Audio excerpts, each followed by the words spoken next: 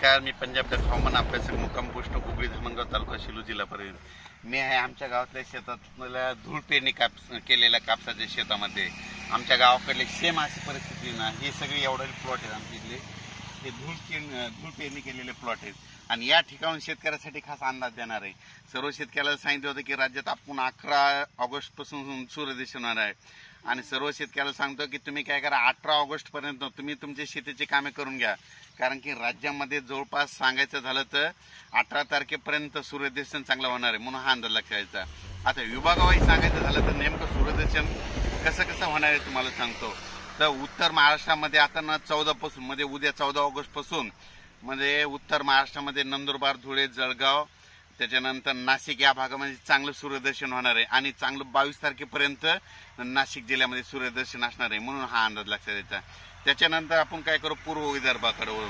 पूर्व विदर्भ आणि पश्चिम विदर्भाकडे देखील उद्यापासून चांगलं कडक सूर्यदर्शन होणार आहे, म्हणून हे अंदाज लक्षात द्यायचा. राज्यात एकंदरीत परिस्थिती राहील तर पूर्व विदर्भ आणि पश्चिम विदर्भाकडे चांगलं सूर्यदर्शन होणार आहे, म्हणून हा अंदाज लक्षात द्यायचा.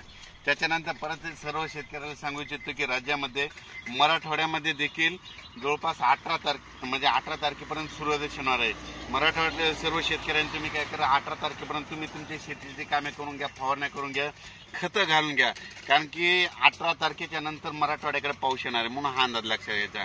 आणि परत एक सातारा, सांगली, सोलापूर, कोल्हापूर या भागातील सर्व शेतकऱ्याला सांगू इच्छितो की राज्यामध्ये म्हणजे सातारा, सांगली, सोलापूर तुम्ही काय करा, 17 तारखेपर्यंत तुम्ही तुमचे शेतीचे ऊसाचे कामे करून घ्या. कारण की सातारा, सांगली, सोलापूरकडे 18 तारखेला परत तिकडे पाऊस येणार आहे आणि जोराचा पाऊस असणार आहे आणि असा रिमझिम स्वरूपाचा पाऊस नसणार आहे, जोराचा पाऊस येणार आहे, विजेच्या कडकडाचा पाऊस येणार आहे, म्हणून हा अंदाज लक्षात घ्यायचा.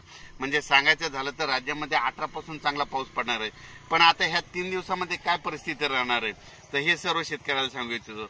म्हणजे आता म्हणजे आज आहे 13 ऑगस्ट, म्हणजे उद्या 14, 15, 16च्या दरम्यान तुम्हाला एक सांगतो की लातूर जिल्ह्यामध्ये उदगीर, तसेच अहमदपूर, त्याच्यानंतर नांदेड, त्याच्यानंतर सगरोळे, बिलोली, पुन्हा आदिलाबादच्या नंतर यवतमाळ, त्याच्यानंतर तसा तो भागमध्ये ह्या भागामध्ये थोडाफार पाऊस राहणार आहे. म्हणजे ह्या 2-3 दिवसामध्ये तिकडल्या भागामध्ये पाऊस राहणार आहे. मराठवाड्यात देखील उघड असली पण तिकडल्या आदिलाबाद, सगरोळी त्या भागाकडे पाऊस असणार आहे, म्हणून हा अंदाज लक्षात घ्यायचा. पण राज्यात एकंदरीत परिस्थिती तर चांगलं 16 तारखेपर्यंत चांगलं सूर्यदर्शन घडणार आहे, म्हणून हा अंदाज लक्षात घ्यायचा.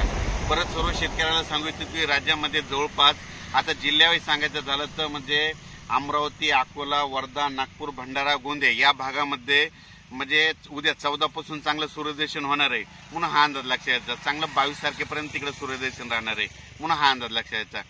त्याच्यानंतर